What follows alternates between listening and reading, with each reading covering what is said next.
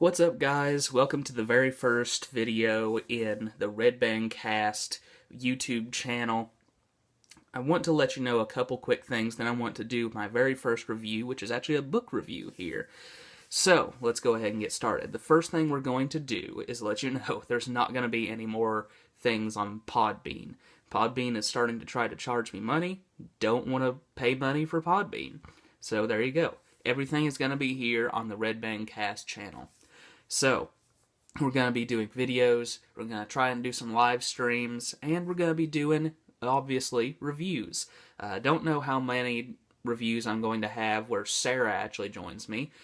Sarah lives in a different town, but I'm going to see if I can maybe get some Google Live chats going, have some fun that way. Anyway, though, I do want to go ahead and review my very first piece of content on this channel.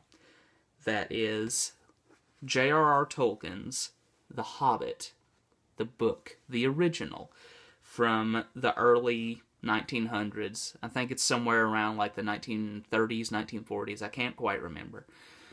Anyway, if you haven't heard the story of The Hobbit, it's this young hobbit. If you don't know what that is, go read the book. It's this young hobbit named Bilbo. He lives in a hobbit hole, which is where they live, nice and cozy. He likes to eat, he likes to drink, he likes to have fun, he likes to listen to music, likes to sing songs. Hobbits live a very happy and very closed-off existence, and they do not like going on adventures.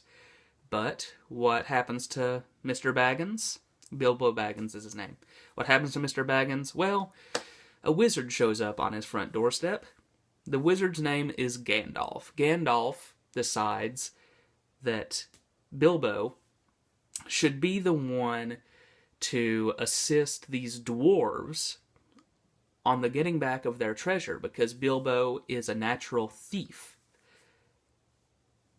How Gandalf knows this, we don't know. And Bilbo is sort of taken aback. I've never stolen anything in my life. But it turns out that he is exactly the right choice.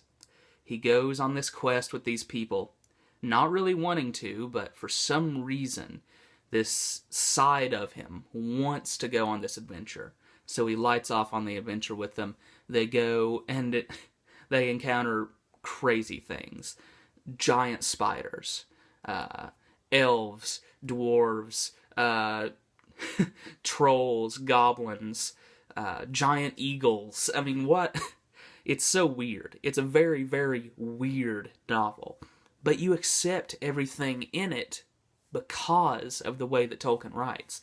Tolkien's writing is based on something called high simile, and he uses all of these descriptions and all of these wonderful characters that he creates to make this world, which seems utterly ridiculous, feel utterly real.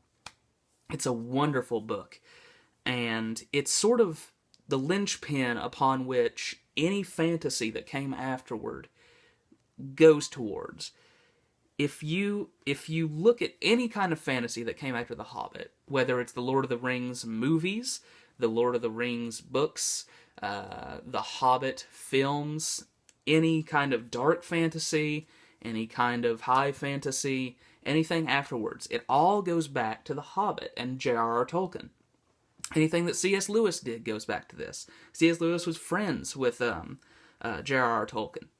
But anyway, the thing that I really want to impress on you about The Hobbit is it's a really, really wonderful book. And if you haven't read it, you need to read this book. It's something that I think everyone should read at least once in their lives.